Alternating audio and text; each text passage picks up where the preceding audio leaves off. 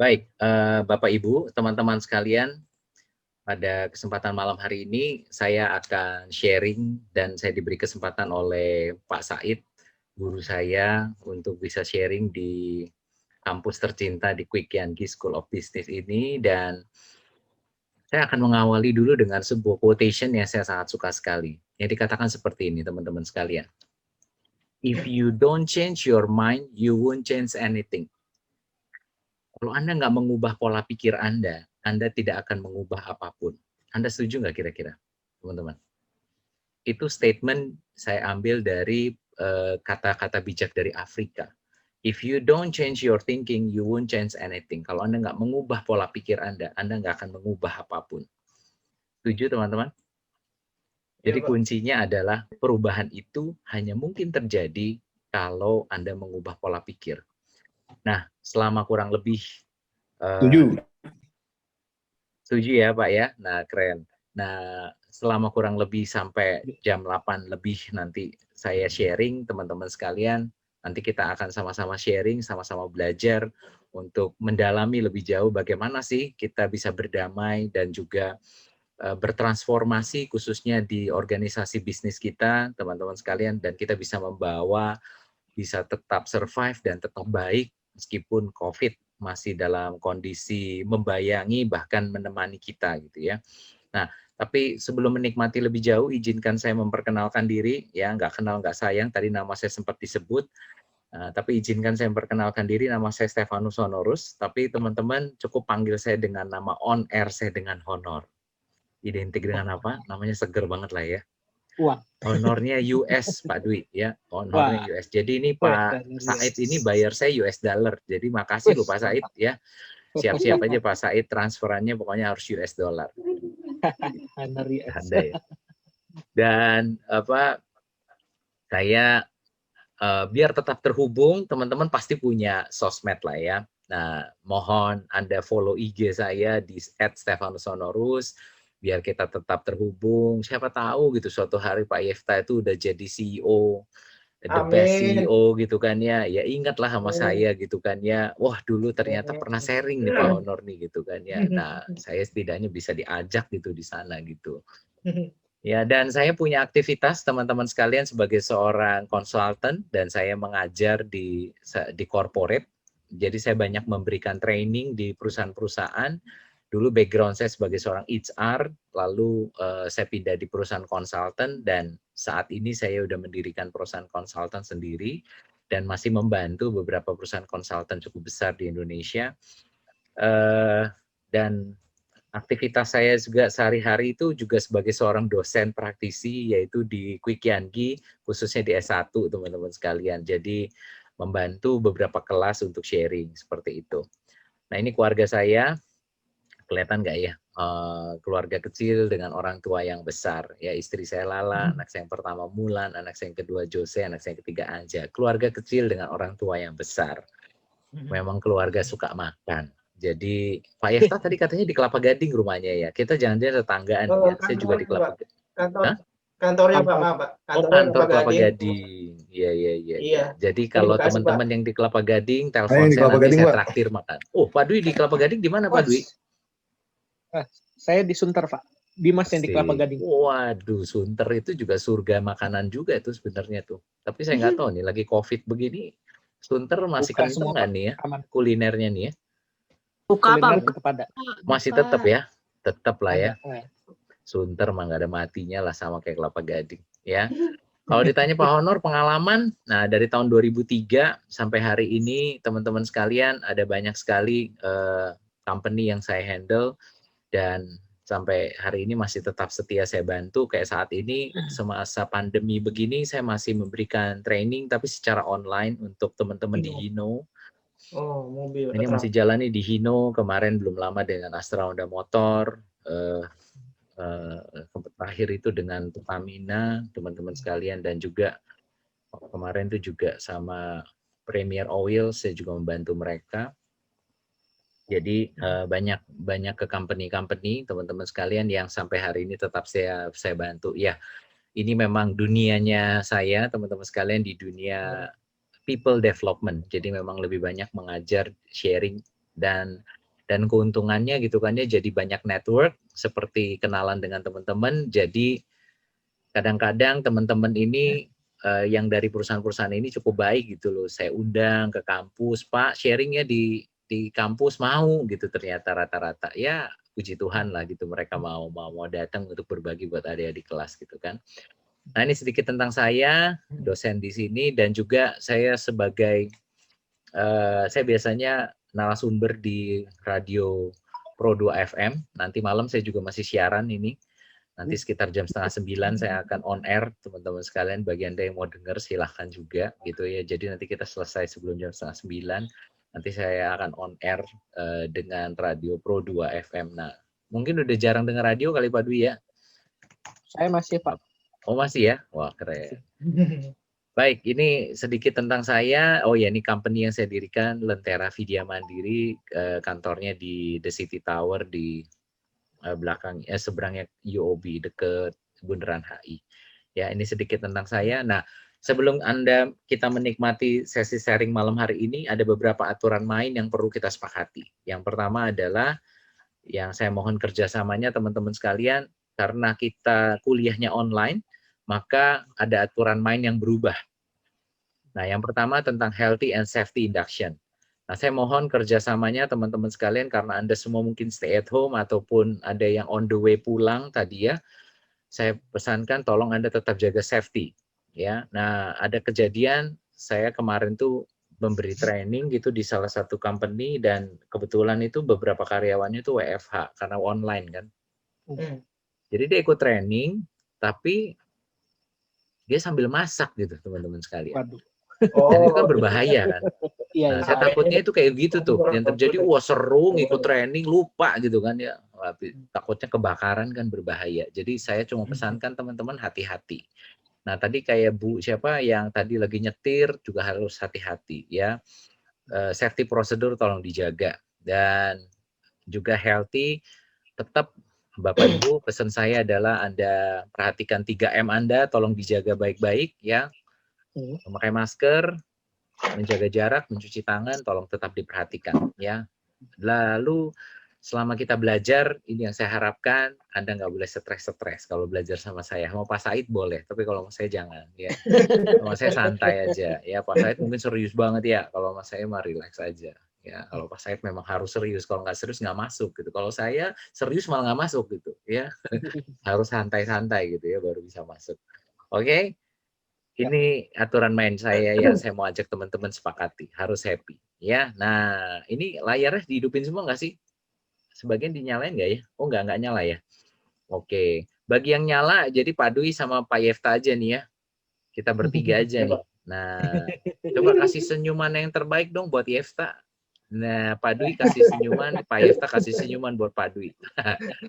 Ya, itu indikator yang bagus tuh. Kalau mau belajar itu memang jangan stres-stres. Baik, itu tentang aturan main kita. Lalu berikutnya, nah ini yang saya berharap. Meskipun kita kelas kuliahnya online, tapi tidak menutup kemungkinan kita harus tetap aktif, interaktif dalam kelas kita. Setuju? Setuju. Pak, saya boleh sambil makan ya? Boleh. Tenang aja, sambil minum. Boleh banget. Saya udah siapin kopi, Pak. Oh, waduh, itu lebih seru banget ya. Silakan aja, ya, santai. Dan nah ini saya berharap nih kalau memungkinkan tunjukkan wajah biar saya bisa kenal gitu kan. Kalau kayak begini kan saya cuma lihat nama nih kan ya, Said Kelana, tapi wajah nggak kelihatan gitu kan ya. Saya berharap kan bisa melihat wajah, aduh ganteng banget ya Said Kelana itu ya gitu kan. Nah misalkan begitu loh teman-teman sekalian ya, tunjukkan wajah nanti. Dan juga gunakan nama asli, jangan pakai cuma Oppo gitu kan, tulisannya Oppo, iPhone gitu, kadang-kadang kayak gitu membingungkan tuh buat saya tuh ya. Dan jaga mic Anda, khususnya kalau mungkin background Anda banyak banget di belakang ya. Nah, itu tetap dijaga dan usahakan cahayanya terang. Nah, kan kayak Pak Dwi, Pak Yefta ini kan terang banget nih, kelihatan lah sampai minyak rambutnya masih kelihatan jelas gitu ya. Aduh. Dan kalau Pak Dwi ada titik terang ya Pak ya. Nah, itu udah bagus itu berarti Pak. Ya.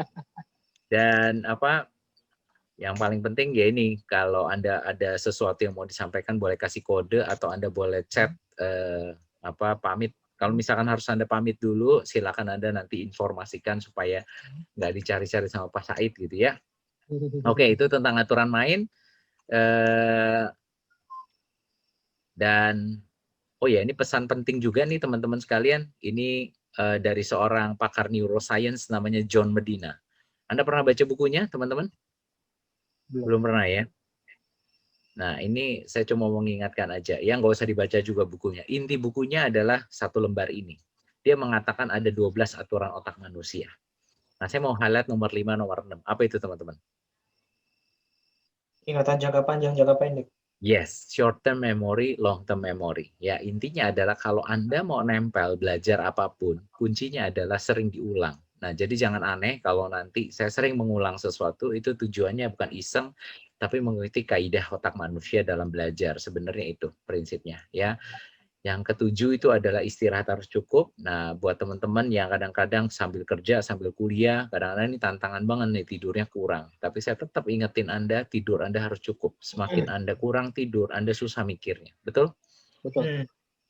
Ya. Ada sebuah buku yang bagus, belum lama ini saya baca. Judul bukunya adalah Sleep and Grow Rich. Keren banget ya, Sleep and Grow Rich. Dan ternyata katanya di research ya, kayak Bill Gates, Elon Musk gitu ya, Thomas Alva Edison gitu, itu adalah orang-orang yang penikmat tidur gitu loh, mereka itu, dan mereka kaya raya gitu loh. Dan makanya tapi ada yang pernah ngeles gini, iya Pak, karena dia udah kaya maka tidurnya enak Pak, katanya kayak gitu. Tapi ya saya mau mengatakan sama Anda, tapi dari research-nya ya masuk akal sih gitu loh. Orang-orang yang tidurnya cukup, ide-idenya cemerlang dibandingin dengan orang yang kurang tidur. Betul ya teman-teman ya? Tapi juga nggak kebanyakan tidurnya, itu paling penting. Ya, nomor 1 itu adalah exercise. Ya, ini penting sekali olahraga. Ya, meskipun masa pandemi, ingat Anda berolahraga. Oke, itu aturan main kita.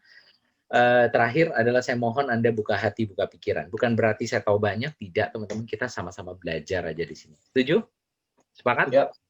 Sepakat ya? Oke, kalau sepakat, oke, kelas kita sudah total 24 orang. Jadi teman-teman sekalian, kelas kita sudah cukup. Total kita berapa ya, Yesta? Pak Yesta? 20.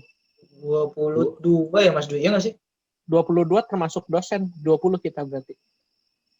Oh, oke. Berarti Mas, cukup 20 banyak nih ya berarti. pendatang kita nih ya. Oke, nggak apa-apa. Berarti seru ini, kelas kita rame nih ya. Baik, berarti udah lengkap nih ya. Semua udah pada join ya. Nah, teman-teman sekalian, kita akan masuk ke topik kita sekarang. Siap? Siap. Siap ya? Oke, terima kasih. Dan teman-teman, apa sih yang mau saya ajak teman-teman untuk bereksplorasi malam hari ini?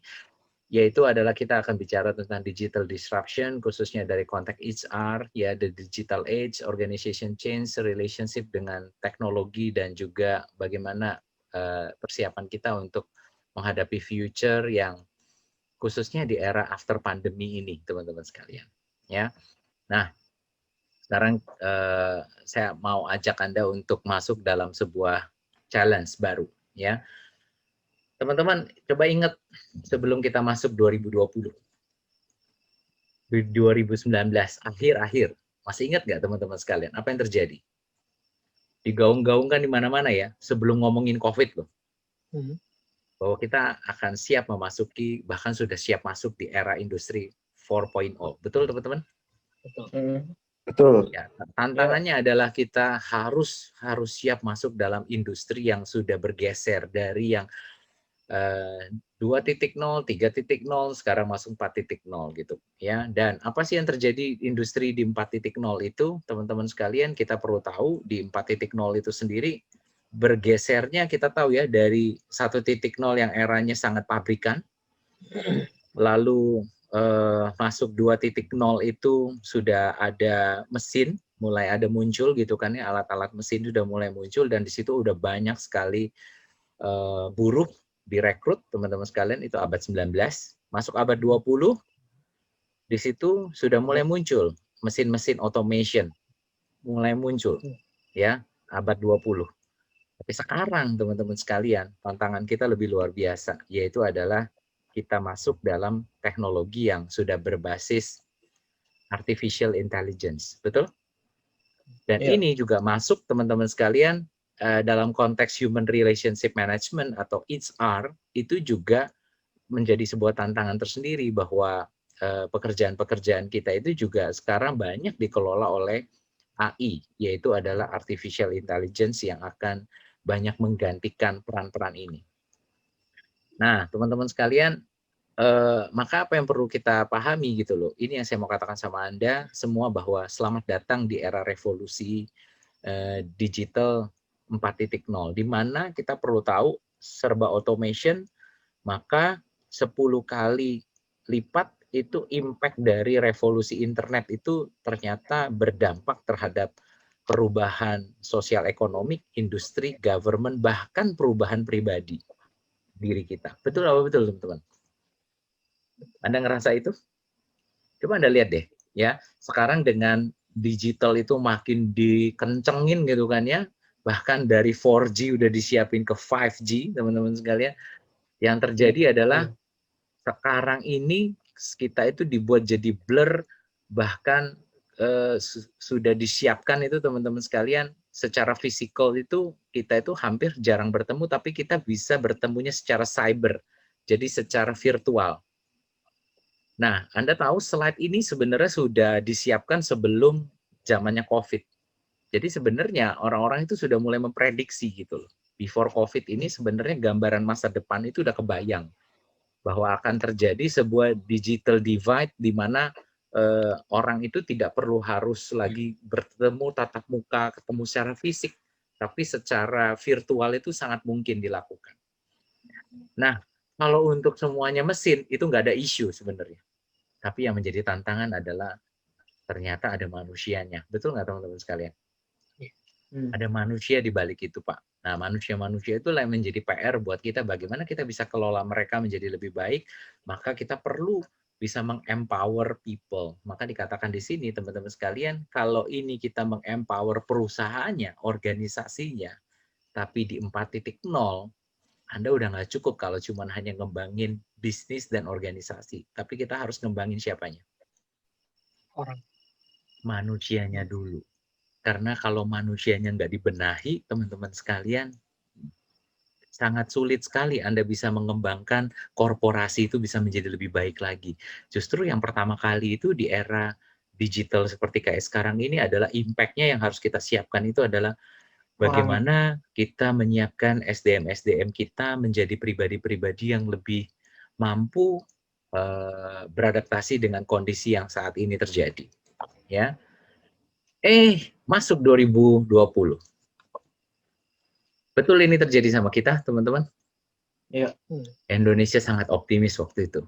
Nah, kita aman. Tapi ternyata enggak juga ya. Ternyata tinggi sekali gitu Indonesia, termasuk yang juga cukup tinggi. Welcome to pandemic. Ya, enggak kerasa teman-teman sekalian seluruh dunia secara global kita ngalamin pandemi ini. Kemarin peserta training saya di Hino itu tidak perlu menyebut nama, bulan Oktober lalu gitu kan ya. Kemarin saya WA, gimana kabar teman-teman? Saya mau follow up program gitu kan ya. Pak, maaf Pak, saya lagi ada di apa itu Wisma Atlet, dia bilang kayak gitu. Loh, kenapa? Saya bilang kayak gitu kan ya. Iya Pak, saya kena COVID katanya gitu. Wah, padahal trainingnya sama saya adalah training online begini. Loh kan kita trainingnya online. Iya Pak, saya kenanya gara-gara tetangga saya, dia bilang kayak gini. Tetangganya ada yang kena COVID, jadi dia pakai masker, ngobrol sama tetangganya nggak pakai masker aja masih bisa kena loh teman-teman. Kebayang ya, emang maskernya masker apaan Pak? Saya tanya kayak gitu. Masker scuba itu dia bilang. Oh, berarti tembus tuh ya scuba itu ya teman-teman sekalian ya. Serem Dari loh. awal yang tembus. Bukan rekomendasinya kan, Pak? Iya, bukan rekomendasinya, betul ya. Dan wah kena ternyata. Saya bilang, Bapak kelihatannya fit-fit aja. Iya, dia bilang gitu. Tapi saya sempat kena gejala badannya nggak enak, Pak. Ini saya udah karantina 8 hari katanya. Di Wisma Atlet. Dan teman-teman sekalian, ya itu terjadi. Jadi kita nggak pernah tahu, kayaknya orang baik-baik aja gitu kan ya. Tapi bisa aja kapanpun kita bisa kena, teman-teman sekalian. Ya. Dan orang dipaksa untuk lockdown. Bener ya? Wajib. Anda ngalamin ya. Awalnya sih kita mikir, oh baik-baik aja, tenang aja lah Pak Honor, badai pasti berlalu. Iya, badai pasti berlalu. Tapi berlalu nggak berlalu juga ternyata. Makin kencang malah sekarang. Betul ya Pak Eftah, Pak Dwi ya, teman-teman ya? Iya. Makin tough. Dan orang dipaksa harus bekerja dari rumah sekarang.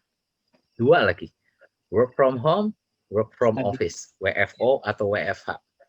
Bagi yang WFH, teman-teman sekalian yang punya putra-putri, Anda punya tantangan baru, yaitu adalah Anda juga harus ngurus anak Anda. Saya nggak tahu nih, yang sudah punya putra-putri siapa ya di sini? Boleh tahu? Boleh raise hand atau kasih jempol minimal, kasih jempol virtual. Ada di sini? Ini pada masih single-single semua nih kelihatannya. Ah, ada ya? Ada ya? Wih, luar biasa. Ya, tadi nyetir tuh Pak, Bujo salah nih ya, satunya. Bujo. Yang lagi nyetir itu. Yang lagi nyetir itu ya. Nanti Bujo bisa sharing nih. Gimana perasaannya menjadi, oh ya by the way, selamat untuk Hari Guru hari ini. Buat Pak Said, selamat ya Pak Said ya. Dan buat semuanya para guru. Dan sekarang guru itu bukan konteksnya dosen dan guru aja. Sekarang orang tua itu udah jadi guru beneran. Artinya ya kayak Bujo itu juga jadi guru tuh. Harus ngurus anak, ngajarin anaknya kan seperti itu. Ini tantangan ya. Dan tadi yang dikatakan di 4.0 tadi sempat ditulis tuh teman-teman sekalian, perubahan diri pribadi itu jadi berubah juga. Sehingga mau nggak mau nih teman-teman sekalian, pandemi itu bisa merubah lifestyle dan akhirnya orang bisa mengubah perilaku menjadi hal yang berbeda dari sebelumnya. Ini menjadi tantangan tersendiri buat kita semua. Ya, ini yang selalu kita tunggu, betul? Vaksin antivirus. Udah ada belum? Katanya sih udah mulai ada nanti bulan Desember, bentar lagi nih. Tapi nggak ada yang tahu tuh prediksinya bener apa, udah siap apa belum.